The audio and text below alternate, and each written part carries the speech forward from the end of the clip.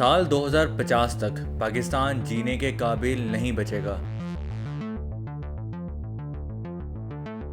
जिंदगी इतनी महंगी हो जाएगी कि एक आम आदमी के लिए जीना तक मुश्किल हो जाएगा। और अगर साल 2030 तक हमने होश ना पकड़ा तो सिर्फ बिजली बनाने के लिए पाकिस्तान को सालाना 100 अरब डॉलर्स की जरूरत होगी। कहा जाता है कि 2060 तक कराची मुकम्मल तौर पर डूब जाएगा और लाखों शहर और गांव सफाई हस्ती से मिट चुके होंगे। अब तक पाकिस्तान में तकरीबन 29 बड़े सैलाब आए, यानी औसतन हर 3 साल बाद एक तबाहकुन सैलाब। और माहिरीन कहते हैं कि आइंदा चंद सालों में ये सिचुएशन इतनी खराब हो जाएगी कि हर साल सैलाब आ सकते हैं। लेकिन सबसे बड़ा सवाल तो ये है कि क्या ये सैलाब अल्लाह की तरफ से अजाब है या हम खुद अपनी बर्बादी के जिम्मेदार हैं? इस सवाल का जवाब देने से पहले मैं आपको बताऊंगा कि सैलाब आते क्यों हैं, पाकिस्तान में सैलाबों की तारीख क्या है और इस मसले का असल हल आखिर है क्या। ये वीडियो बनाने में मैंने कम से कम 30 से 35 घंटे लगाए हैं, जिसमें मैंने कई रिसर्च पेपर, आर्टिकल और कई वीडियोस देखी हैं। इसलिए मेरी एक छोटी सी दरखास्त है, इस वीडियो को लाजमी एंड तक देखिएगा, क्योंकि यहाँ पर मैं जो भी बात करने लगा हूँ वो सिर्फ और सिर्फ हकाइक पर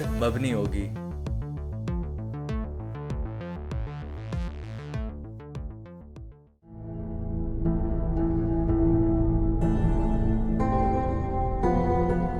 सबसे पहले बात करते हैं मौजूदा 2025 के सैलाब की, जो इस वक्त जारी है। एक तबाही जो साबित करती है कि ये मसला सिर्फ माजी का नहीं है बल्कि हाल और मुस्तकबिल का भी है। इस सैलाब ने सिर्फ इंसानों की जिंदगियां ही नहीं ली बल्कि हजारों घर, बेशुमार कारोबार और लाखों जानवर भी पानी के रेलों में बह गए। तकरीबन 1.5 लाख पंजाबियों को अपना घर छोड़ना पड़ा। अब तक 802 अफराद जाँ बहक हो चुके हैं, जबकि 1400 से ज्यादा देहात मुकम्मल तौर पर बह चुके हैं। और अब आते हैं 2022 के सैलाब की तरफ। पाकिस्तान की तारीख का वो तबाहकुन तूफान जिसने अपनी शिद्दत और असरात की वजह से दुनिया को हिला कर रख दिया। इस सैलाब में 1739 पाकिस्तान जान की बाजी हार गए, जिनमें 647 मासूम बच्चे शामिल थे। तकरीबन 12,000 अफराद जख्मी हुए और अंदाजन 3 करोड़ 30 लाख लोग मुतासिर हुए। इन सैलाबों ने मुतासरा इलाकों के ज्यादातर पानी के निजाम को तबाह कर दिया, जिसके बाद 54 लाख अफराद सिर्फ आलूदा कुओं और तालाबों के पानी पर गुजारा करने पर मजबूर हो गए। जून से 31 अगस्त 2022 के दरमियान 11 लाख से जायद घर तबाह और बर्बाद हुए और 2022 के सैलाब की वजह से तकरीबन 8 मिलियन लोग बेघर हो गए। इसी दौरान 243 पुल और 5063 किलोमीटर सड़कें बह गईं। सिर्फ सिंध में 3,55,386 मवेशी हलाक हुए, जिससे किसानों को 23 अरब रुपए से भी ज्यादा का नुकसान उठाना पड़ा।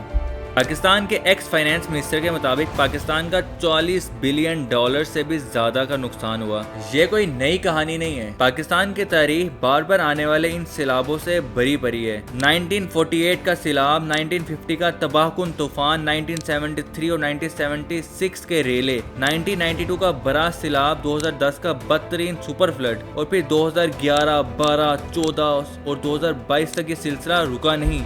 यानी ये एक ऐसा मसला है जो दहाइयों से हमारा पीछा कर रहा है। और तल हकीकत तो ये है, ये मसला आने वाले सालों में भी जारी रहेगा, जब तक हम ये ना समझ ले कि इसके पीछे असल जड़ क्या है और इसका मुस्तकिल हल क्या है।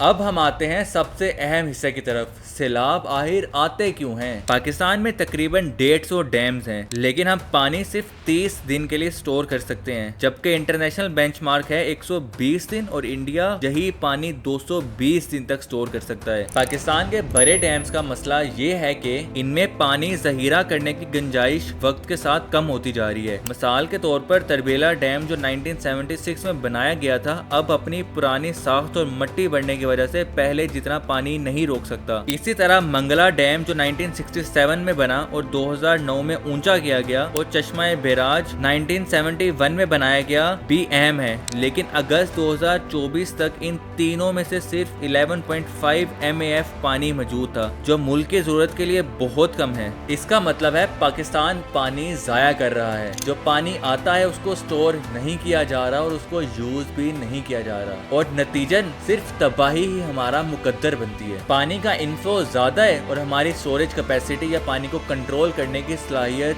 بہت کم۔ پاکستان میں بارشیں تقریباً 346.29 ملی میٹر انکریز ہوئی، جبکہ یہی نمبر 2018 میں صرف 180.87 ملی میٹر تھا۔ زیادہ تر ممالک میں درجہ حرارت بڑھنے کی وجہ سے صرف بارشوں میں تھوڑا سا اضافہ ہوتا ہے۔ عام طور پر 1 ڈگری سینٹی گریڈ کا مطلب ہے 5 سے 15% کا انکریز، لیکن پاکستان میں یہ بھی صورتحال بالکل مختلف ہے۔ یہاں بارشیں اکثر 50% سے لے کر 500% سے بھی زیادہ انکریز ہو جاتی ہے، خاص طور پر مونسون کے وقت میں۔ یہی وجہ ہے کہ پاکستان دنیا کے مختلف ممالکوں کے کمپیریزن میں زیادہ برے حالات کا سامنا کرتا ہے۔ 2024 کے مونسون میں پاکستان نے 51% زیادہ بارشوں کا سامنا کیا، جو نیشنل ہائی لیول تھا 212 millimetre as compared to normal 141 ملی میٹر۔ ماہرین کا کہنا ہے پاکستان کو کم سے کم 1500 ڈیمز کی ضرورت ہے اور ہمارے پاس ہیں صرف 150 ڈیم۔ کلائمیٹ چینج ایک اور بڑی وجہ ہے جس کی وجہ سے گرمی کی شدت میں اضافہ ہوتا جا رہا ہے۔ مثلاً جیکب آباد میں 51 ڈگری کا ٹیمپریچر ریکارڈ ہوا۔ Jacobabad in Pakistan, in May it was named the hottest city on earth. This is Jacobabad, a city in Pakistan's arid Sindh province. Temperatures here rise to 51 degrees Celsius in summer. اور اسی وجہ سے تقریباً 7000 glaciers melt ہو رہے ہیں hمارے اپنے ملک پاکستان میں۔ So many leaders have talked about climate change. This keeps going.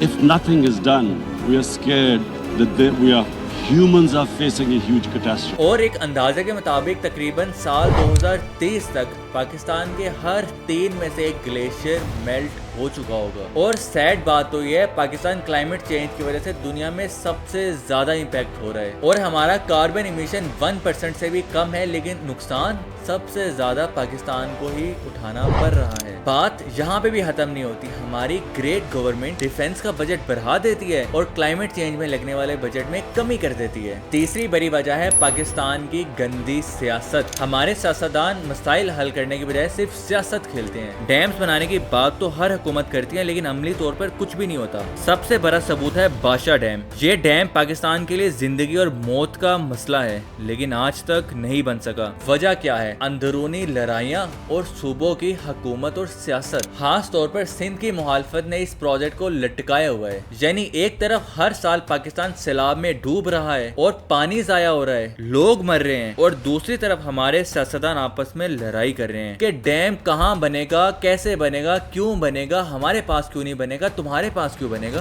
یہی ہے پاکستان کی بدترین حقیقت۔ ہمیں تباہ کرنے والے صرف سیلاب ہی نہیں، ہماری اپنی سیاست ہے۔ اس کے بعد ایک اور بڑی وجہ ہے ریور بیڈ پر سوسائٹیز کو بنانا۔ ہم نے دریا کے قدرتی راستوں اور کناروں پر ہاؤسنگ سوسائٹیز بنا لی۔ جہاں پانی کو گزرنا چاہیے تھا وہاں دیواریں کھڑی ہوگی۔ اس سے پانی کا بہاؤ خراب ہوتا ہے، سیلاب کا زور بڑھتا ہے اور تباہی ہمارا مقدر بنتی ہے۔ ایون دو پاکستان میں ایک لا ہے ریور پروٹیکشن ایکٹ، جس کے مطابق سمندر کے 200 فیٹ تک بھی کوئی کنسٹرکشن نہیں ہو سکتی، لیکن ہمارے ہاں صرف قانون بنتے ہیں، ان پر امپلیمنٹیشن تو کسی دوسری دنیا میں ہوتی ہوگی۔ اس کے بعد اور بڑی وجہ ہے ڈیفارسٹیشن۔ پاکستان میں جنگلات کا رقبہ صرف 5% رہ گیا، جبکہ دنیا کا اوسطاً تقریباً 31% ہے۔ پاکستان ہر سال 11,000 ہیکٹر جنگلات کھو رہا ہے۔ پچھلے 33 سالوں میں جنگلات کا رقبہ 18% کم ہو چکا ہے۔ 1992 میں 3.78 ملین ہیکٹر سے کم ہو کر 2025 میں 3.09 ملین ہیکٹر رہ گیا۔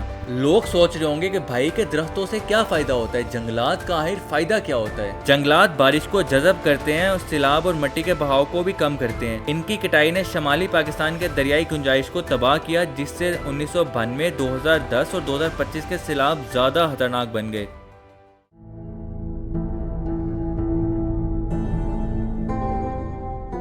ہم نے پاکستان میں آنے والے سیلابوں کی تاریخ بھی دیکھی اور یہ بھی دیکھے کہ آخر سیلاب کیوں آتے ہیں۔ اب سوال تو یہ ہے کہ آخر اس مسئلے کا مستقل حل ہے کیا؟ سب سے پہلا حل ہے کہ ہم زیادہ سے زیادہ ڈیمز بنائیں۔ پاکستان میں پانی ذخیرہ کرنے کی گنجائش نہ ہونے کے برابر ہے، اسی لیے ہمیں اپنی گورنمنٹ پر پریشر ڈالنا ہوگا کہ وہ ڈیمز بنائیں۔ اگر ہمارے پاس زیادہ ڈیمز ہوں گے تو ہم نہ صرف پانی کو کئی دنوں کے لیے محفوظ کر سکتے ہیں، بلکہ اسی سے ہماری زراعت بہتر ہوگی، بجلی بھی پیدا ہوگی اور اربوں डॉलर का नुकसान भी बच जाएगा। दूसरा हल है कि हम दरिया के करीब सोसाइटीज कॉलोनीज बनाना बंद करें और एज सिटीजन हम ऐसे सोसाइटीज में इन्वेस्ट भी करना बंद करें। ये बिल्कुल फितरत के खिलाफ है। दरिया का रास्ता दरिया का ही है और जब हम वहाँ इमारतें बनाते हैं तो नुकसान हमें ही उठाना पड़ता है। इसलिए हुकूमत को चाहिए ऐसे मंसूबों पर मुकम्मल पाबंदी लगाए। तीसरा हल है कि हम ज्यादा से ज्यादा दरख्त लगाएं। जंगलात कटने की वजह से बारिश और सैलाबों का असर कई गुना ज्यादा बढ़ जाता है। दरख्त ना सिर्फ पानी को जज्ब करते हैं बल्कि जमीन को भी मजबूत बनाते हैं। इसलिए हमें चाहिए कि हम नेशनल लेवल पर ज्यादा से ज्यादा दरख्त लगाएं। चौथा और सबसे अहम हल, हमें अपनी सोच को तब्दील करना होगा। जब तक हम हर मसले पर सियासत करते रहेंगे और अपनी जिम्मेदारियां किसी और पर डालते रहेंगे तब तक ये मुल्क नहीं बदलेगा। हमें खुद को बदलना होगा,